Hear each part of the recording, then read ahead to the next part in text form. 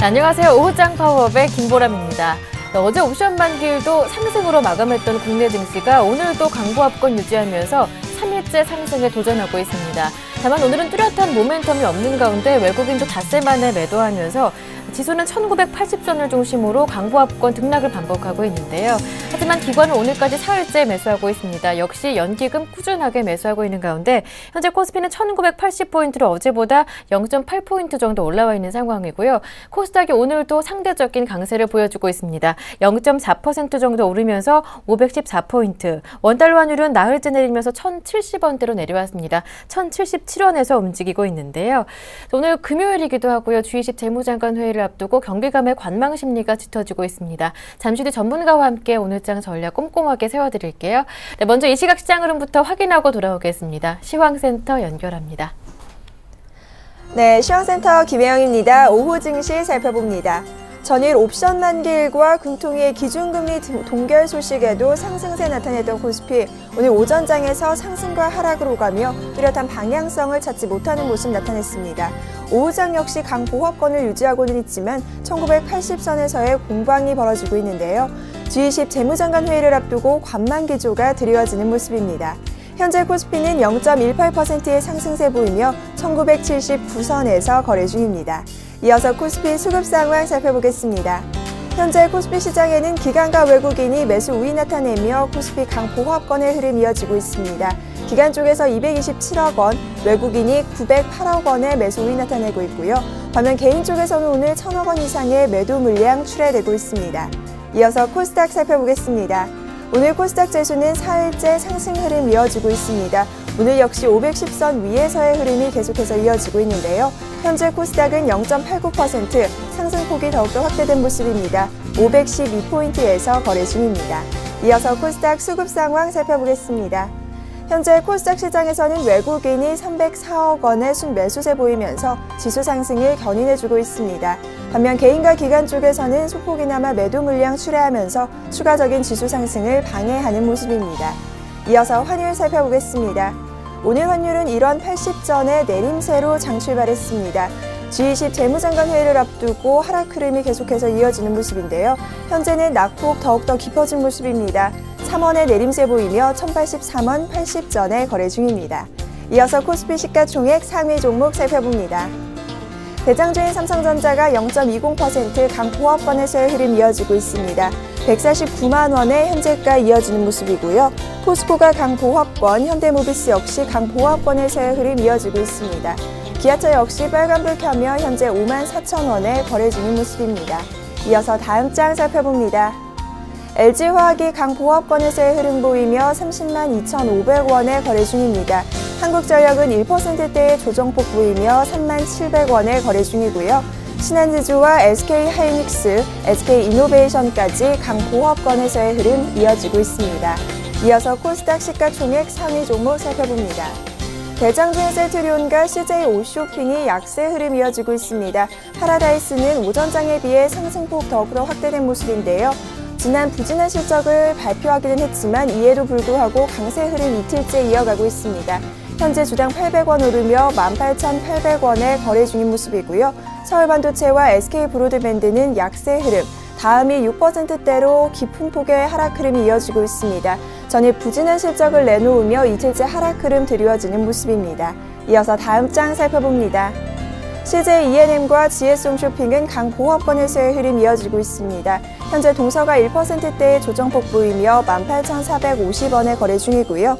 SFA가 5%대의 급등 흐름 보이고 있습니다. 56,400원에 현재가 이어지는 모습입니다. 이어서 이 시각 특징 업종 및 테마 종목 살펴보겠습니다. 방산주 주가가 오늘 급등 양상 이어가고 있습니다. 북한에서 추가적인 미사일 발사 조짐이 나타났다는 소식이 전해지면서 오름세에 이어지고 있는데요. 현재 스페코가 3%대의 강세, 퍼스텍 역시 3%대의 강세 흐름 이어지고 있습니다.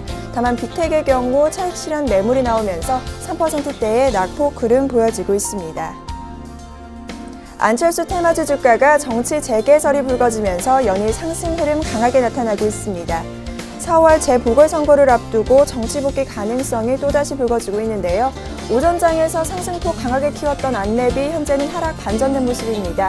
하지만 솔고바이오는 4%대의 강세, 우성사료가 4%대의 강세 흐름 이어지고 있고요. 오픈베이스가 상한가 도달한 모습입니다. 2,360원에 현재가 이어지는 모습입니다.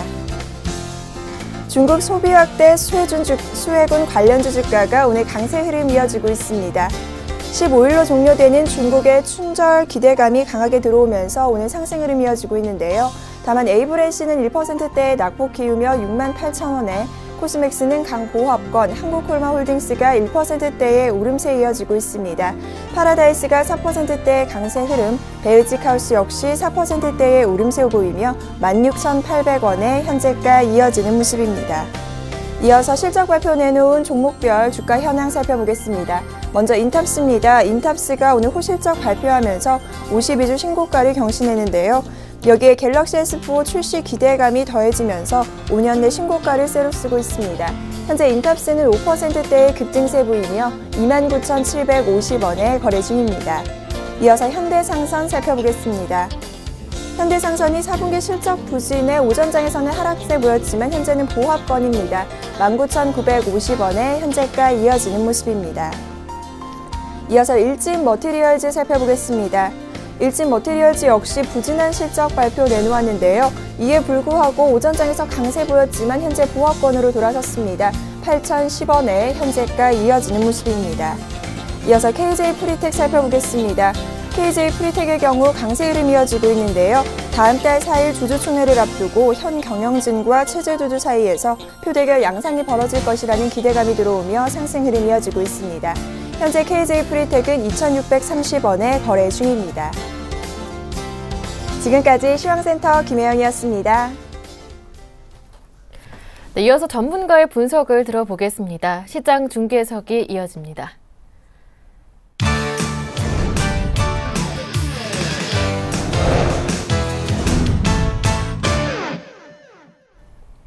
네, 샘플러스 김영근 전문위원 전화 연결되어 있습니다. 안녕하세요. 네, 안녕하세요. 네, 오늘도 기관은 거래소 쪽에서, 외국인은 코스닥 시장 쪽에서 매수하는 흐름이 이어지고 있는데요. 현재 업종별로는 또 어떠한 움직임이 나타나고 있는지 시장 분석 부탁드립니다. 예, 오늘은 뭐 좀 쉬는 시장의 모습인 것 같습니다. 일단 외국인들 한 300억 정도 매도가 나오고 있고요. 기관 한 400억 정도 전일에 이어서 매수를 이어주고 있는 모습입니다. 특히 이제 기금 쪽에서 매수가 유입이 되고 있고, 투신에서는 좀 매도가 나오고 있는데요. 업종별로 이러한 매매를 좀 살펴보면, 일단 외국인들 같은 경우는 현재 전체 지금 300억 정도 매도의 모습인데, 좀 큰 금액이 오늘 좀 금융 쪽에서 매도가 좀 나오고 있는 부분이 좀 특징적이죠. 그동안 좀 매수를 좀 지속을 했던 그러한 섹터인데요. 일부 좀 매도가 좀 나오고 있는 부분이고요. 금융 섹터. 대신에 기관은 조금 매수를 좀 하고 있고요. 그리고 운수장비 쪽에서 또 매도가 나오고 있는 모습. 기아차, 현대차가 특히나 2% 정도 하락을 하고 있는 모습인데, 완성차 업체는 약간 주춤하는 모습인데요. 부품주들의 흐름이 최근에 더 좋은 모습이고요. SL 같은 경우는 지금 한 4%대 상승을 하고 있고, 최근에 계속 상승을 좀 지속을 하고 있는 모습입니다. 그래서 완성차 업체보다는 부품주들의 흐름이 더 양호한 흐름을 보여주고 있는 모습이고요. 화학 쪽 같은 경우 외국인 기관인 같이 또 매수가 유입이 되고 있는 모습입니다. 오늘 같은 경우 뭐 최근에 좀 강한 또 흐름을 보여주고 있는, 반등을 시도하고, 또 글로벌 태양광 업체들의 강세 속에서 OCI도 지금 2%대 다시 한번 상승을 좀 보여주고 있고요. 그리고 오늘 그동안 좀 약간 소외됐던 뭐 제약 쪽이라든가 이런 쪽도 매수가 좀 유입이 되고 있고요. 전반적으로는 좀 약간 뭐 관망 심리가 더 강한 것 같습니다. 특히 이제 특징적인 부분은 개인들의 매도는 지금 전기전자 쪽에서 매도가 좀 나오고 있고, 화학 쪽, 최근에 뭐 기관이나 외국인들도 매수를 하고 있는 이런 섹터에서 매도가 좀 나오고 있는 모습이고요. 통신이나 뭐 금융 섹터 이런 쪽으로 좀 매수가 유입이 되는 부분이 조금 그러한 부분이 좀 특징적이고요. 코스닥 같은 경우는 현재 상대적인 강세를 보여주고 있습니다. 0.4% 정도. 제가 어제 그제 최근에 외국인들이 좀 중소형주 쪽에 매수는 좀 유입이 되고 있는 부분이 계속 포착이 되고 있는데요. 그리고 이런 IT 쪽에 대한 부품주들의 관련이라든가, 오늘 뭐 테마주들의 흐름도 상당히 활발하고, 코스닥 쪽에서 엔터주라든가 모바일 게임주들의 반등을 말씀을 드리면서 코스닥 시장에 좀 좋은 시장의 흐름을 말씀드렸는데요. 그 부분 계속 진행이 되고 있는 것 같습니다. 특징적인 그런 업종을 좀 살펴보면, 오늘 이제 전기전자 쪽, 전기전자는 항상 IT 쪽은 항상 놓아본 적이 없는 것 같습니다. 계속 뭐 말씀을 드리고요. 오늘 뭐 IT 쪽에서는 PCB 쪽이라든가, 그리고 뭐 휴대폰 케이스 관련 쪽이라든가, 플렉서블 디스플레이 관련 쪽이라든가, 뭐 LED 쪽이라든가, 그리고 단기적으로 또 모바일 월드 컨그레스라는 그러한 또 이동통신업체 최대 규모의 그러한 전시회가 있기 때문에 관련한 그러한 섹터들 계속 뭐 관심을 좀 가질 수 있을 것 같고요. 어제 같은 경우에 제가 이제 이노칩이라는 종목 관심 정보로 말씀을 드리면서 그 부분 좀 설명을 드렸고, 그리고 이제 한동안 좀 소외가 됐던 제약이라든가 음식료라든가 이런 쪽에 뭐 방어적인 성격도 있고요. 실제적으로 뭐 한미약품이나 이런 기업 같은 경우는 상당히 호실적을 발표를 하게 됐죠. 영업이익이 상당히 증가하는 이러한 호실적을 좀 보여주고 있고요. 화학이라든가 철강이라든가 이런 부분도 계속 지속성을 좀 보여주고 있습니다. 오늘은 약간의 그 강도는 좀 약하지만 뭐 철강 같은 경우 지금 오늘 태아베스틸 같은 경우 한 2% 이상, 제가 이제 포스코 뭐 말씀을 좀 드리지만 관련해서 이러한 또 중소형 철강주들도 충분히 관심을 가질 수 있는 그러한 종목들이라고 생각을 하고, 현재 지금 피팅업체 흐름들도 상당히 좀 양호한 모습을 보여주고 있고요. 그리고 화학 섹터 같은 경우 이제 태양광 쪽에 해당이 되겠죠. 글로벌 태양광 업체 등 퍼스트 솔라라든가 이런 기업들이 상당히 미국 시장에 보면 상당히 급등을 하고 있는 그런 모습을 보여주고 있습니다. 태양광 쪽에 오시아가 한 16만 원 정도 왔을 때 그때부터 좀 말씀을 드리는데요. 2013년도에 계속 우리가 추적을 해야 되는 그러한 종목인 것 같습니다. 그리고 오늘 뭐 아까 말씀드린 자동차 부품주들, 테마주들도 활발한 움직임을 보여주고 있는데요. 뭐 안철수 관련 테마라든가 이런 쪽과 방산주들의 흐름도 북한에서 지금 추가적인 뭐 핵실험 이러한 부분들이 외신에서 좀 보도가 좀 나오고 있는 상황인데요. 그러한 부분들이 우리가 시장이 지금 오늘 좀 쉬는 구간인데요. 그러한 악재거리를 안고 있으면서 양호한 좀 조정을 보여주고 있다, 이런 판단을 하고 있습니다. 그래서 여전히 지금 현 구간에서 오히려 이제 뭐 차라리 좋은 흐름인 것 같습니다. 가파르게 지속적으로 상승을 해버린다면 사실은 주식을 아직 보유하고 있지 않은 그런 투자자들 같은 경우에 어찌 보면 좀 기회가 없을 수도 있을 것 같은데요. 이렇게 좀 양호한 조정을 받을 때 말씀드리는 그런 민감주들에 대해서 지속적으로 좀 우리가 편입을 할 수 있는 그런 구간이라고 생각을 하고요. 그리고 이제 일전에 제가 1월 초였던 것 같은데요. 그리고 관심을 가질 만한 그런 중소형주에 대해서도 말씀을 드렸었는데, 그러한 종목들도 여전히 뭐 긍정적인 주가의 흐름이 좀 나타나고 있습니다. 전반적으로 시장은 좋아지고 있다는 생각이 들고, 그때 제가 말씀드렸던 종목들이 뭐 잉크테크라는 종목이라든가, 오늘 그 플렉서블 디스플레이 관련한 이러한 쪽을 말씀드리는데요. 아이 컴포넌트라든가 이런 종목들이 지금 좋은 흐름을 보여주고 있고요. 뭐 메일 유업이라든가, 뭐 오스템 임플란트라든가, 뭐 삼천리 자전거, 하이비전 시스템, 다날, 그리고 뭐 엠데스테크 이러한 뭐 중소형주들을 말씀을 드렸었는데, 이러한 종목들의 흐름도 여전히 진행이 되고 있고 상당히 긍정적인 주가의 흐름이 나타나고 있습니다. 지속적으로 여전히 관심을 가지셔도 될 것 같고요.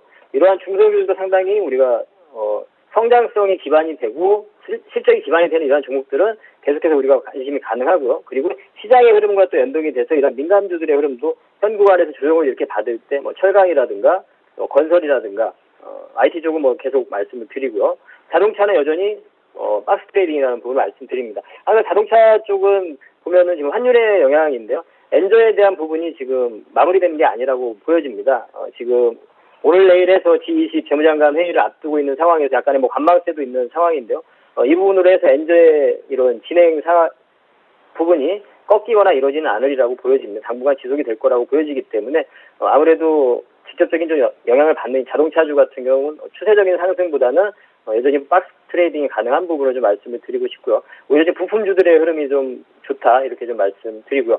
오늘 일단은 그래서 시장에 대한 부분은 오늘 뭐 특별한 어떤 특징적인 부분을 좀 오늘 얘기하기에는 조금 큰 특징은 없다고 보여집니다. 어제 이후에 오늘 약간 쉬는 그러한 흐름이라고 생각을 하고요. 전략적인 부분은 여전히 그렇게 말씀드리는 뭐 민감주들에 대한 편입 부분을 좀 말씀을 드리도록 하겠고, 중소형주도 여전히 그런 실적과 성장성이 기반이 되는 종목들은 우리가 관심을 가질 수 있다. 그리고 지금 북핵 관련한 부분은 우리가 앞으로 이제 시장에 대한 어떤 또 그 조정의 어떤 이유는 좀 될 수 있을 거라고 생각을 합니다. 방산주들의 움직임을 보자면 그러한 또 움직임이 나타날 때는 오히려 또 주식이 없는 투자자들한테는 매수할 수 있는 기회가 될 거라고 보고, 만약에 이러한 민감주들을 편입하기 또 어려우신 분들은 시장에 약간의 조정이 나올 때는 코덱스 레버리지 같은 이러한 대안적인 투자도 가능할 거라고 생각을 합니다. 이렇게 정리를 해드리도록 하겠습니다. 이상입니다.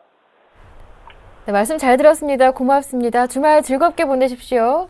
예, 주말 잘 보내십시오. 네, 지금까지 샘플러스 김영건 전문위원과 함께했고요. 이어서 증권사 지점 연결해서 오늘 어떤 종목 문의가 가장 많았는지, 추천 종목은 무엇인지 모두 들어보겠습니다. 오늘은 HMC 투자증권 잠실지점의 김관수 과장님과 함께합니다. 안녕하세요. 네, 안녕하세요. 네, 오늘 어떤 종목 문의가 가장 많았습니까? 네, 오늘 아무래도 그 IT주 중에서 대표 종목이었었던 SK 하이닉스에 대한 문의가 조금 있었습니다. 네. 지난 분기에 이어서 올해 1분기에도 영업이익이 전분기보다 22% 이상 늘어난 680억 원을 예상을 하고 있고 전망치도 2,370억 원으로 상향 조정되면서 주가 상승 모멘텀이 좀 발생을 했습니다.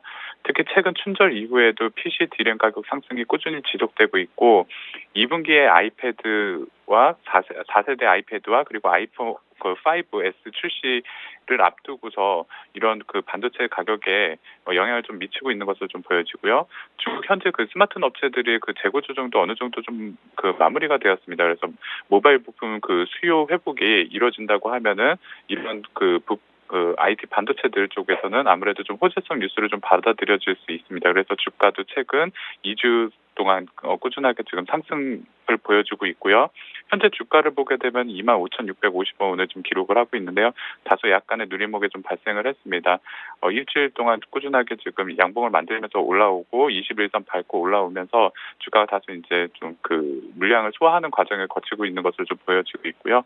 볼린저 밴드 상단부에서 그 61선을 밟고 지금 횡보를 하는 모습을 좀 보여주고 있는데 추가 상승 가능성이 좀 열려 있습니다. 26,000원대의 매물대를 좀 다소 소화해야 되는 부담이 있지만 현재 구간대에서는 목표가는 짧게 27,000원까지 잡고 대응 가능하고요.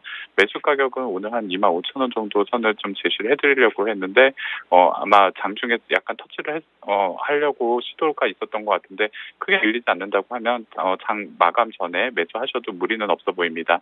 손절 가격은 24,000원 제시해드리도록 하겠습니다. 오늘 문의가 가장 많았던 종목 SK 하이닉스 전략까지 자세하게 들어봤고요. 이어서 오늘의 추천 종목 들어보겠습니다. 어떤 종목인가요?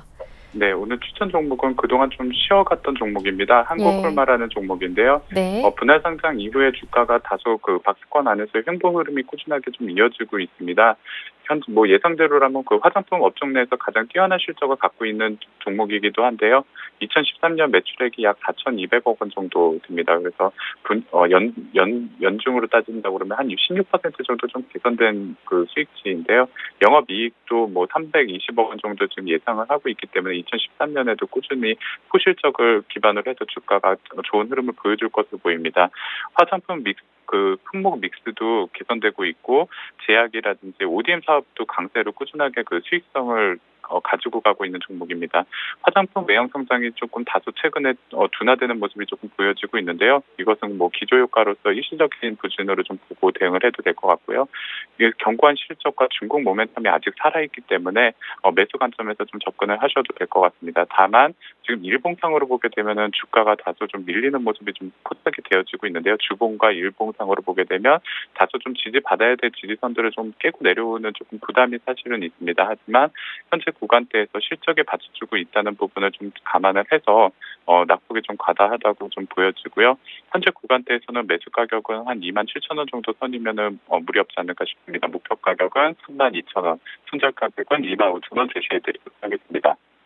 네, 실적 대비 낙폭이 과대하지 않을까 싶은 한국콜마 오늘의 관심 종목으로 주셨는데요. 매수 가격은 지금 27,000원까지 조금 내려왔을 때 진입이 가능하겠고요. 목표 가격은 32,000원, 손절 가격은 25,000원으로 정해주셨습니다. 말씀 잘 들었습니다. 오늘 도움 말씀 고맙습니다. 네, 감사합니다. 네, 지금까지 HMC 투자증권 잠실지점의 김관수 과장님과 함께했습니다.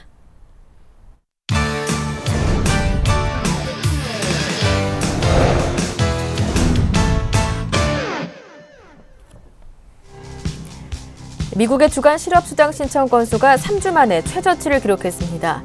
지난주 실업수당 신청자는 2만 7천 명 감소한 34만 1,000명으로 집계됐습니다. 이는 당초 발표된 직전주의 36만 6천 건에서 36만 건으로 감소할 것으로 내다본 전문가 전망치보다도 내려간 결과입니다.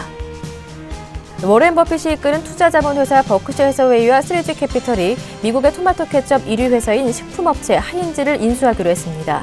버핏은 성명을 통해 하인즈는 지속가능한 성장 잠재력을 보유한 회사라며 만족감을 드러냈습니다. 버크셔와 3G 캐피털은 2010년도에도 버거킹을 인수한 바 있습니다. 유로존의 경제 성장률이 예상보다 큰 폭으로 하락했습니다. 유로존은 지난해 4분기 국내 총생산이 0.6% 감소했으며 12월 산업 생산은 전달비 0.7% 증가해 작년 8월 이후 처음으로 상승세로 돌아섰습니다. IMF가 최근 환율 움직임을 놓고 환율 전쟁을 언급하는 것은 과도한 것이라며 지적했습니다. 게리 라이스 IMF 대변인은 IMF의 다각적인 평가에 따르면 환율에 심각한 일탈은 나타나지 않은 것으로 보인다고 말했습니다. 그는 IMF가 외환시장 움직임을 주시하고 있지만 이 문제에 대해 주요 7개국 성명 이상을 언급하지는 않을 것이라고 덧붙였습니다. 네, 이어서 여의도로 가보겠습니다. 오늘은 현대증권 투자컨설팅센터의 오은수 연구원과 함께합니다. 연구원님 안녕하세요. 네, 안녕하세요. 네, 어제까지 거래소 쪽에서 외국인들이 5거래일 연속 매수했다고 하는데 이 일수가 최장기간이었다고 합니다. 올해 들어서요. 그만큼 외국인의 수급 아직까지 불안한 상황인데 그나마 오늘은 다시 팔고 있고요. 앞으로 외국인의 수급 동향 어떻게 보시는지요? 네, 일단 연초 이후로만 놓고 보면은 외국인은 1조 5천억 원가량을 순매도를 했습니다. 배당 효과를 노린 차익거래 자금이 대부분 빠져나갔다고 하더라도 뱅가드 펀드의 그 벤치마크 변경에 따른 충격이 더해지면서 아무래도 증시의 수급 악화 요인이 되었다고 볼 수 있겠는데요. 그렇지만 글로벌 유동자금의 흐름을 보면 여전히 신흥시장에 대한 선호 현상이 뚜렷하게 나타나고 있다는 점이 특징이라고 볼 수 있겠습니다. 신흥시장 관련 주식형 펀드로는 현재 22주 연속 자금이 유입되고 있는데요. 신흥시장 펀드군으로만 놓고 보더라도 지난주에 36억 달러가 들어왔고요. 한국 관련 펀드군으로도 71억 달러가량이 유입이 되었습니다. 지난주에는 이제 금감원에서 국내 증시에서의 외국인 자금 매매 동향을 좀 발표를 했는데요. 외국인이 1월 한 달 동안 1조 9천억 원가량을 순매도했는데 그중에서 영국계 자금이 1조 5천억, 그리고 미국계 자금도 1조 2천억가량으로 순매도한 것으로 나타났습니다. 다시 말해서 유럽과 미국계 자금이 최근 어떤 그 외국인들의 매도를 주도했다라고 보시면 되겠는데요. 이들 자금이 국내 증시를 매도했던 이유는 아무래도 원화 강세로 인한 기업 실적 악화 우려, 그리고 환차익에 따른 청산, 그리고 뱅가드 펀드의 벤치마크 변경, 그리고 이제 영국 IB들 같은 경우에는 지금 수익성이 악화되고 있기 때문에 자금 회수를 하고 있는 것 등으로 요약해 볼 수 있겠습니다. 그렇다고 한다면 이제 앞으로 중요한 것은 앞으로도 외국인들이 계속 매도할 것이냐라는 문제가 되겠는데요. 아시다시피 뱅가드 펀드의 지수 변경 그리고 이것에 따른 매물 출회는 6월까지 진행될 예정입니다. 따라서 앞으로도 좀 지속적으로 매물 압박은 있을 거라고 생각이 되는데요. 다만 그 해외 뮤추얼 펀드에서 어떤 그 신흥시장에 대한 그 선호도는 여전히 좀 지속되고 있고 자금이 계속 유입되고 있다라는 좀 긍정적인 부분이 있습니다. 마침 2월달 들어서는 외국인 순매수가 유입되면서 코스피도 좀 반등을 했고요. 2월달로만 놓고 보면 한 4천억 가량이 유입이 됐는데요. 특히 이제 3차 핵실험이라는 악재가 있었음에도 불구하고 외국인들이 계속 코스피를 순매수하고 있다는 부분이 좀 고무적이지 않나 생각이 듭니다. 따라서 지금처럼 어떤 해외 유동성의 신흥시장 선호가 지속된다면은 매수 유입 가능성이 좀 커질 수 있다라고 보고 있고요. 외국인들의 방향성은 2분기 들어가서 좀 더 확실해질 가능성이 높다라고 보고 있습니다. 외국인의 수급도 앞으로 긍정적인 신호를 보여주고 있다면 지수의 추세적인 상승 언제쯤으로 예견하고 계신지요? 예, 국내 증시를 보기 위해서 일단 두 가지를 봐야 될 것 같습니다. 먼저 기업들의 체력이죠. 기업들의 체력은 주로 이제 실적으로 알 수 있는데요. 최근 발표된 지난 4분기 실적들을 놓고 보면은 좀 안타깝게도 국내 기업들의 실적은 예상보다 좀 많이 안 좋았습니다. 그래서 삼성전자를 제외하고 나머지 기업들 중에서 어닝 서프라이즈를 기록한 기업이 손에 꼽을 정도였고요. 4분기 성과급 지급이라든지 이런 일회성 비용들이 녹아있기 때문에 실적이 일시적으로 안 좋을 수 있다라고 볼 수는 있겠지만 최근에 보면은 원화 강세 그리고 글로벌 경기 침체로 인한 수출 부진 이런 좀 대내적인 여건도 좀 크게 작용했던 것이 아닌가 생각이 됩니다. 그렇게 본다면은 국내 증시가 모멘텀을 받고 추가적인 상승을 위해서 일단 기업들의 실적이 회복되는 신호가 나와줘야 될 것으로 보고 있고요. 다행스러운 점은 이제 4분기 실적이 쇼크로 나면서 1분기 실적 기대감도 좀 크게 낮아진 상황이고 그에 따라서 어떤 증시의 바닥 가능성도 점차 높아지고 있는 상황입니다. 1월 디커플링 기간 동안 국내 증시의 밸류에이션이 연초 이후 대비 한 4%포인트, 4% 정도 하락을 해서 현재 12개월 선행 PER이 한 8.4배 정도 되거든요. 근데 10년 평균으로 놓고 보면 9.4배니까 한 10% 정도 지금 할인된 수준에서 거래되고 있다. 따라서 이러한 부분들이 만회가 된다면은 밸류에이션이 정상화되는 국면에 놓일 것이다라는 긍정적인 기대감도 있고요. 다음으로 한 가지 중요한 건 수급입니다. 코스피가 추가적인 상승세를 보이기 위해서는 일단 수급적인 부담도 덜어내야 될 텐데요. 말씀드렸던 것처럼 뱅가드 펀드의 벤치마크 지수 변경은 지금 6개월 동안 진행이 됩니다. 따라서 2분기까지는 일단 수급상 부담이 될 수 있다고 볼 수 있겠고요. 5월이나 6월 정도가 되면은 일단 벤치마크 변경이 마무리되는 국면이기 때문에 투자자들의 기대 심리도 분명히 살아날 수 있는 부분이 있다. 따라서 2분기 정도까지는 좀 기다릴 필요가 있다라고 보고 있습니다. 네, 2분기 이후 수급적인 부담도 덜어지면서 지수 또한 오르지 않을까 추세적인 상승을 기대해 본다라는 말씀까지 들어봤고요. 네, 끝으로 전략도 들어보겠습니다. 그리고 다음 주 시장 전망도 함께 들어보고 싶은데요. 예, 다음 주는 이제 미국의 주택 지표가 발표를 합니다. 한 3가지 정도가 발표를 하는데요. NAHB 지수라고요. 이게 이제 주택 참여자들의 시장 심리 지수를 이제 지수화한 겁니다. 이게 한 48 정도로 예상이 되는데요. 이거는 이제 추세적으로 계속 올라가고 있습니다. 그래서 일단 주택 시장에 참여하고 있는 참여자들의 어떤 심리적인 개선세가 나타나고 있다라는 부분을 이야기를 하고요. 주택 착공 건수나 건축 허가 건수는 각각 한 92만 건 정도가 예상해 볼 수 있겠는데요. 역시 이제 그 주택을 착공하는 착공 건수라든지 이제 허가가 계속 늘어나고 있다라는 점도 주택 가격 회복, 주택 시장 회복에 좀 긍정적인 포인트다라고 볼 수 있겠습니다. 우리가 이렇게 미국의 주택 시장 지표에 신경을 쓰는 이유는 아무래도 주택 경기가 미국 소비와 상관관계가 높기 때문인데요. 서브프라임 사태의 어떤 진앙지가 되었던 이 주택 시장이 어떤 빠르게 회복된다라고 봤을 때 미국의 소비 시장 역시도 회복이 되면서 경기가 선순환 사이클로 접어들 수 있기 때문에 우리가 좀 강조해서 보고 있는 부분이다라고 보실 수 있겠고요. 다음 주 이제 월 말이죠. 월 말에 이제 모바일 월드 콩그레스가 열립니다. 따라서 다음 주 정도에는 이거에 대한 기대감이 반영될 것으로 생각이 되는데요. 이번 그 모바일 월드 콩그레스에서는 뭐 화웨이라든지 ZTE가 같은 어떤 중국 기업들뿐만 아니라 LG전자, 소니 이런 다수의 스마트폰 제조사들이 신제품을 선보이면서 기술력을 과시할 것으로 예상이 됩니다. LG전자의 경우에는 L 시리즈 2를 이제 선보이고요. 러시아를 시작으로 해서 이제 세계 시장을 공략할 것으로 예상이 되고요. 삼성전자 역시도 마찬가지입니다. 그런데 이제 올해부터는 이제 스마트폰 시장이 좀 성숙기에 들어가면서 좀 기술적 어떤 신기술에 대한 이런 부분보다는 아무래도 신흥 시장을 공략해야 되다 보니까 기본적인 사양을 어느 정도 올리면서 가격을 좀 다운시킨 이런 그 중저가 스마트폰이 대거 좀 선보일 가능성이 높다라고 보고 있고요. 이런 관점에서 본다면은 이제 IT 부품주들에 대한 움직임을 좀 살펴볼 필요가 있을 것 같습니다. 특히 이제 삼성전자의 경우에는 이제 OLED 투자 확대 가능성이 점점 높아지고 있습니다. 기존에 이제 OLED 시장이 어떤 삼성 디스플레이가 90% 이상 독점하는 이런 독점적인 시장이었다고 한다면은 최근에는 이제 경쟁 체제로 전환되면서 이제 삼성 디스플레이 입장에서도 투자를 하지 않으면 안 되는 상황에 놓여 있는 거죠. 따라서 이렇게 소니라든지 파나소닉과 같은 어떤 경쟁사들이 어떤 최근 엔저 영향 때문에 다시 살아나고 있는 모습을 보여주고 있기 때문에 삼성 디스플레이 입장에서는 경쟁 우위 확보를 위해서라도 신규 라인의 그 장비 발주가 이어질 가능성이 높다라고 보고 있습니다. 그래서 이러한 관점들을 놓고 본다면은 이제 IT 부품주들에 대한 흐름을 좀 살펴봐야 되지 않나라고 보고 있습니다. 네, 말씀 잘 들었습니다. 오늘 도움 말씀 고맙습니다. 주말 즐겁게 보내십시오. 감사합니다. 네, 지금까지 현대증권의 오은수 연구원과 함께했습니다.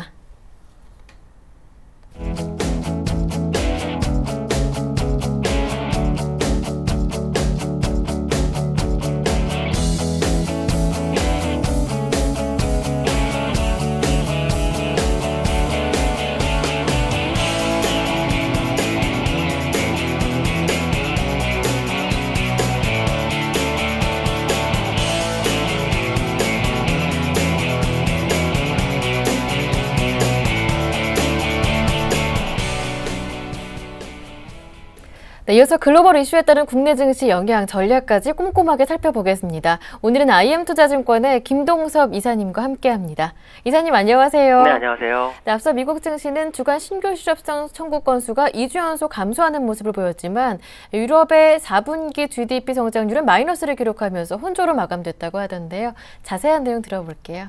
미국은 계속해서 그 횡보 국면이 나타나고 있죠. 거래량이 별로 없기 때문에 아마도 에너지를 축적하는 그런 상황이다라고 봐야 될 것 같고요. 지표는 계속해서 개선되는 모습이 특징이다라고 말씀드릴 수 있는데 어저께 시장의 이제 화두는 그 유로존의 4분기 경제 성장률이 이제 마이너스 예상 밖에 악화가 되면서 시장을 약간 눌러주는 상황이었습니다. 장 초반에 그 유로존이 이 문제로 인해서 가장 시장에서 화두가 될 수 있는 것은 이제 엔화의 약세가 유로화의 강세를 만들었고 그것이 이제 유로존의 수출이나 경제 성장률에 굉장한 악영향을 줬다라는 부분을 생각할 수 있고요. 그래서 그런지 유로존의 그 20위 부총재가 금리 인하 가능성을 제기하고 예금 금리를 마이너스까지 끌어낼 수 있다라는 얘기를 지금 하고 있습니다. 이것은 사실 지난번에 프랑스에서 산업자무 장관이 그 유로화의 강세로 인해서 수출이 막히기 때문에 이 부분 금방 말씀하신 금리 인하를 하고 그다음에 예금 금리를 마이너스로 유도해서 일단 시중에 있는 돈을 외부로 유출시키는 그런 작업을 해서 유로화 강세를 막아야 된다라고 했었는데 거기하고 일맥상통하는 모습이죠. 결국 이 부분이 조만간 20일 통화정책회의에서 얘기가 있을 것으로 예상이 되고 있고요. 그다음에 이번 주에는 15, 16일 유로존 정상회담이 있습니다. 엔화 약세에 대해서 어떤 언급이 있는지 이것 또한 확인해 볼 필요성이 있는 아주 중요한 주간이다라고 말씀드릴 수 있고요. 우리나라가 요 며칠 전부터 반등을 시작을 했습니다. 그러나 아직 미국이나 유럽과는 키높이가 전혀 맞지 않고 있는 상황이기 때문에 조만간 커플링을 통해서 주가가 따라붙는지를 좀 확인하셔야 될 것 같고요. 오늘 수급상을 보시면 외국인이 300억 매도를 했고 그 다음에 개인도 150억을 매도했습니다. 기관만이 430억을 매수하고 있는데요. 수량으로 보면 쌍끌이 매수입니다. 외국인이 170만 주를 샀고요. 그 다음에 기관이 34만 5천 주를 샀습니다. 개인만이 210만 주 정도를 팔았다는 얘기죠. 이 얘기는 금액으로는 기관만이 매수지만 수량으로는 쌍끌이 모습을 보이고 있다는 게 특징이고요. 그 다음에 프로그램이 순매수 980억 정도가 들어오는 것이 특징입니다. 종목별 모습을 보시면 오늘 삼성전자가 지금 강세의 모습을 보이고 있는데 그 하락 추세선을 지금 벗어나고 있는 상황이거든요. 이렇게 되면 전고점까지 다시 한번 상승할 수 있는 부분이 있고 그래서 주가를 더 끌어올릴 수 있는 상황이다라고 보시면 되겠고요. 그 다음에 삼성생명이나 현대모비스가 상승을 하고 있는데 다른 종목들은 사실 상승하는 종목이 그렇게 눈에 띄지는 않습니다. 현대중공업이 한 1.6% 정도, 그 다음에 LG전자 강보합 정도, 에이스비 1% 정도 상승 외에는 거의 상승 종목이 두드러지지 않는 그런 상황인데도 불구하고 시장이 견조하게 받쳐주고 있는 상황이다라고 말씀드릴 수 있고요. 지금 중요한 것은 외국인이 선물에서 누적 매도가 상당히 좀 됩니다. 이 물량을 다시 환매해주는지가 상당히 중요한데 약 19,000개 정도가 있습니다. 이것은 이제 환매를 빠르게 해준다면 시장이 상승을 좀 빨리 할 수 있기 때문에 이 부분을 좀 관심 있게 좀 보시는 게 좋지 않을까라고 말씀드릴 수 있습니다. 네, 끝으로 오늘 장 투자 포인트 한 말씀 정리 부탁드린다면요. 일단 추세는 바뀐 것으로 좀 판단이 쓰고 있고요. 시장에 있는 악재들이 많이 제거된 그런 상황이다라고 보시면 될 것 같고요. 네. 일단 중요한 것은 심리적인 지수선 2000선을 빨리 회복하는지 여기에 중요한 관전 포인트를 가지시면 될 것 같습니다. 네, 말씀 잘 들었습니다. 오늘 도움 말씀 정말 고맙습니다. 주말 즐겁게 보내십시오. 네, 감사합니다. 네, 지금까지 IM투자증권의 김동섭 이사님과 함께했습니다.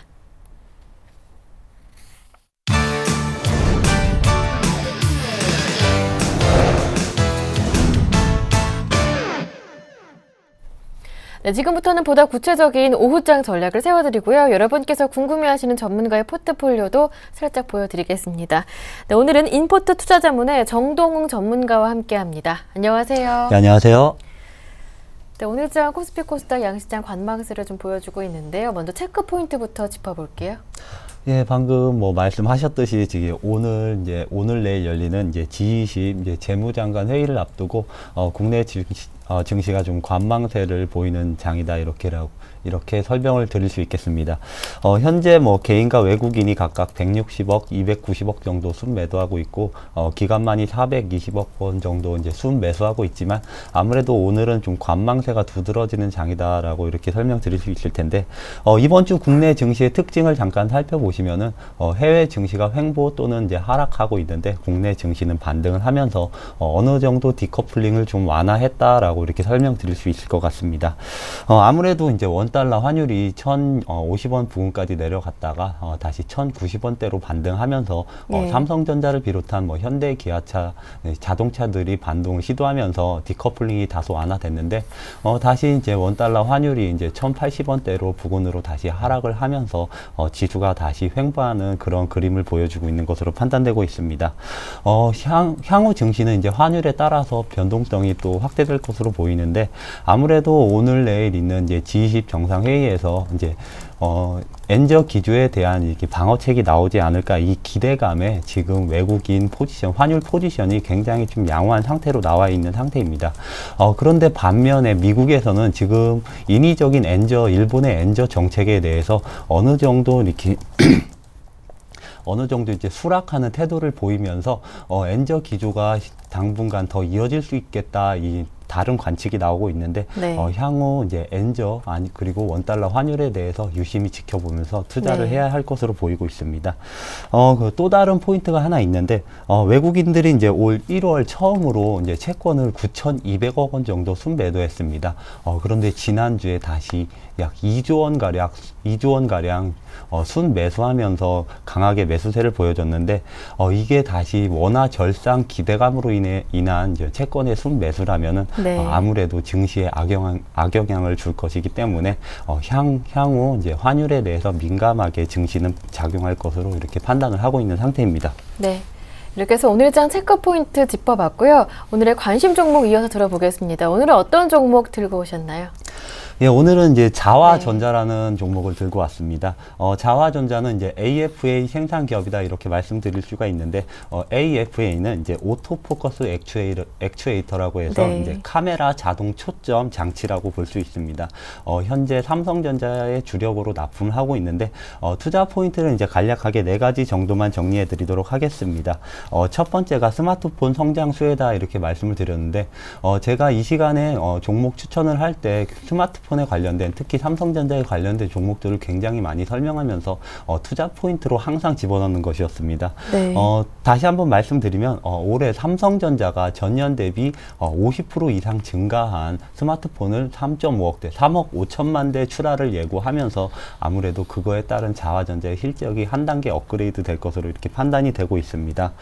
그리고 두 번째가 고화소 AF의 비중 증가다 이렇게 정리를 해왔는데, 네. 올해 본격적으로 스마트 기기에 이제 드디어 이제 1,300만 화소가 이제 적용될 것으로 보이고 있습니다. 네. 기존의 주력으로 이제 적용됐던 게 500만 화소 그리고 800만 화소였는데 1,300만 화소가 이제 적용되면서 수익과 수익성 둘 다 이제 개선이 될 것으로 전망이 되고 있는데, 예를 들면은 지금 8메가, 그러니까 800만 화소가 개당 3,500원 정도라고 하면 1,300만 화소 는 한 20에서 30% 단가가 이렇게 업사이드 될 것으로 이렇게 판단이 되고 있습니다. 네. 이거에 따른 영업이익률도 한 1~2% 정도는 개선될 것으로 보이면서 자화전자는 올해 스마트폰이 3.5억대, 3억 5천만 대 생산되는 거와 그리고 수익과 수익성 개선, 이게 3마리 토끼를 모두 잡을 수 있을 것이다 이렇게 전망이 되고 있습니다.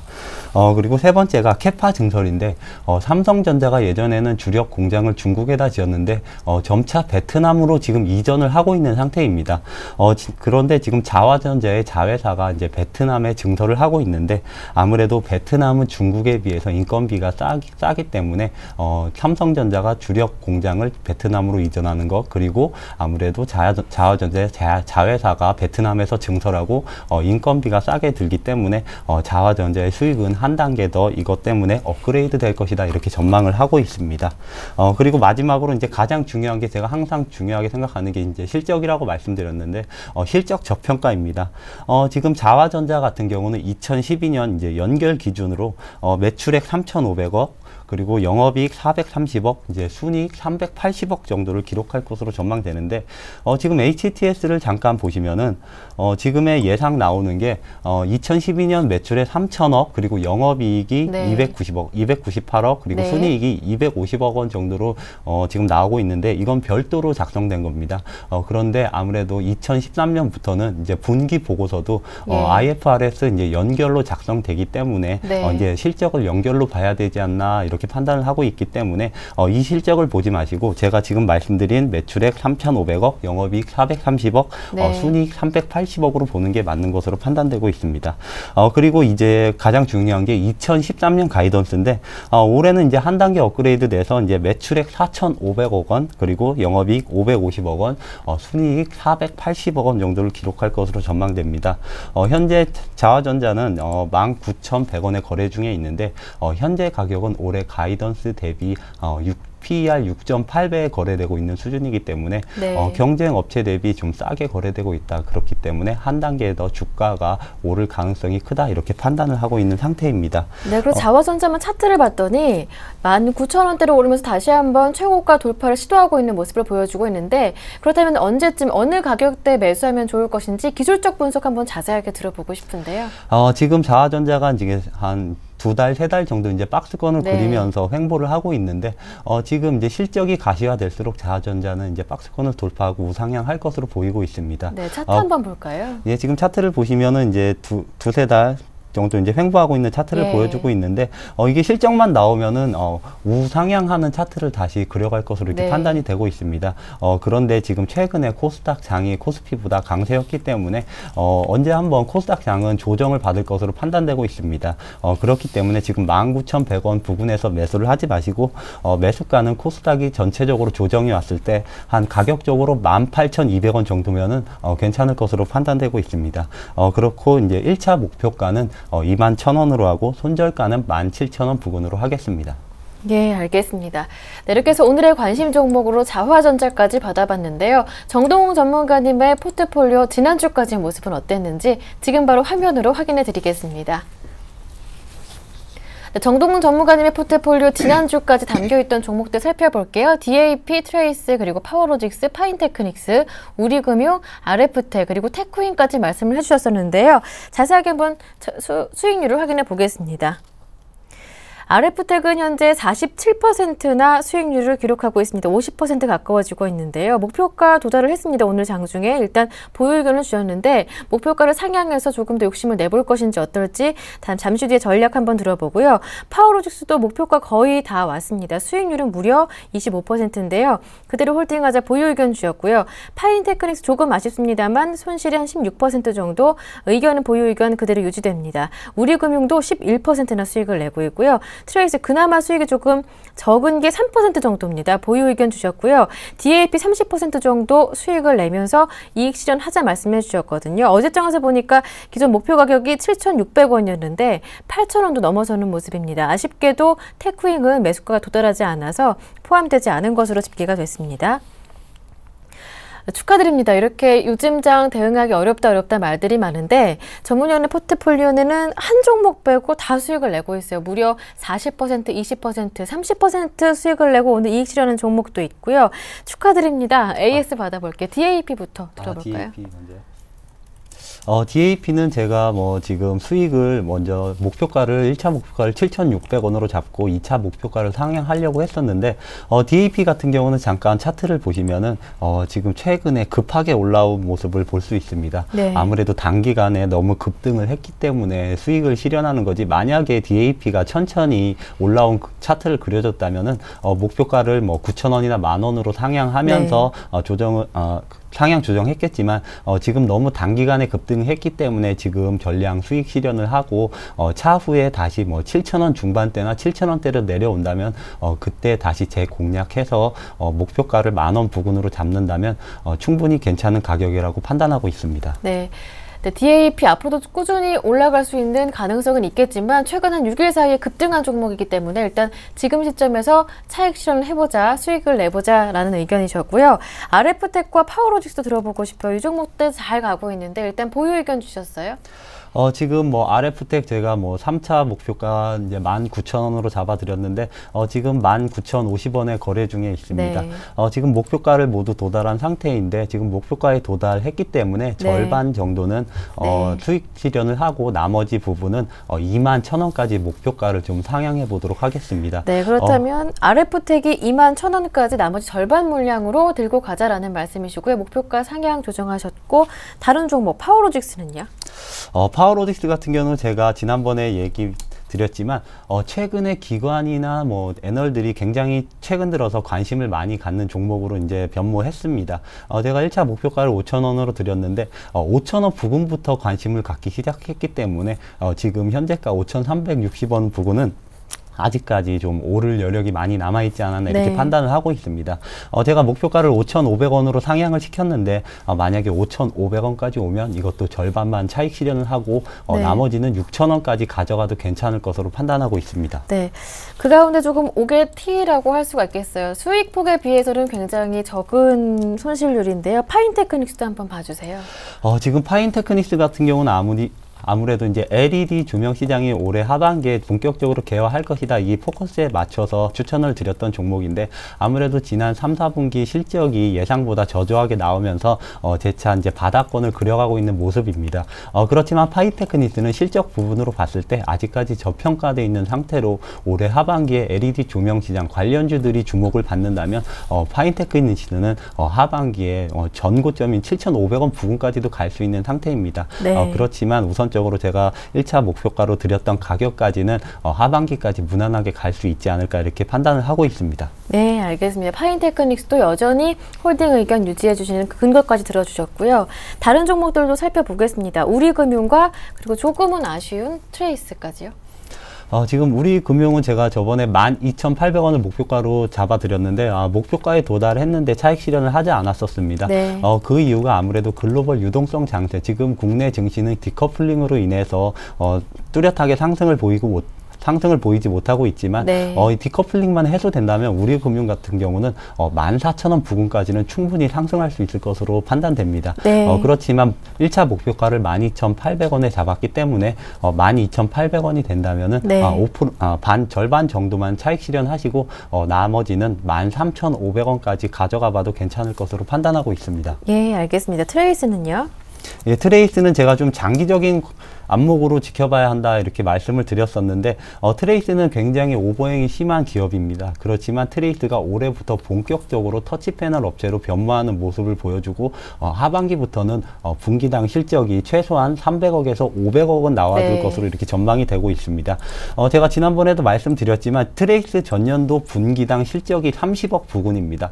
그런데 이게 분기당 300억에서 500억으로 뛴다면 강력한 턴 어라운드 주가 되기 때문에 트레이스는 하반기가 되면은 네. 지금 바닥권을 탈피해서 1차 목표가까지는 무난히 상승을 할 수 있을 것 같고 만약에 트레이스가 뭐 삼성전자나 이외의 고객사를 확보한다면은 최대 8,000원까지도 상승이 가능할 것이다 이렇게 판단을 하고 있기 때문에 네. 1차 목표가까지는 강력하게 홀딩을 하시고 추후에 나머지 물량은 그때 상황에 대비해서 6,000원까지는 상승할 수 있지 않을까 이렇게 판단을 하고 있습니다. 네. 이렇게 말씀을 조용조용 해주시는데 수익은 굉장히 크게 내고 계시는 정동훈 전문가님의 최종 포트폴리오 화면으로 정리합니다. 네, 오늘의 관심 종목까지 포함되게 되겠네요. 자화전자 트레이스, 파워로직스, 파인테크닉스, 우리금융, RF텍까지인데요. 전략까지 정리해 드릴게요.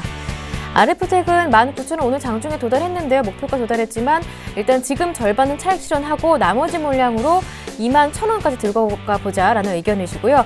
파워로직스 마찬가지로 거의 목표가 다 왔습니다. 일단 5,500원 도달하면 절반 물량 정리하시고요. 나머지 물량으로 6,000원까지 들고 가보자라는 말씀이셨습니다.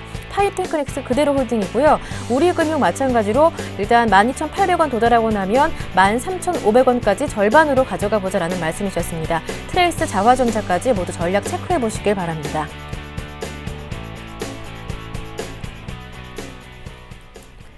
네, 지금까지 인포트 투자자문의 정동웅 전문가와 함께했습니다. 말씀 잘 들었습니다. 고맙습니다. 네, 감사합니다.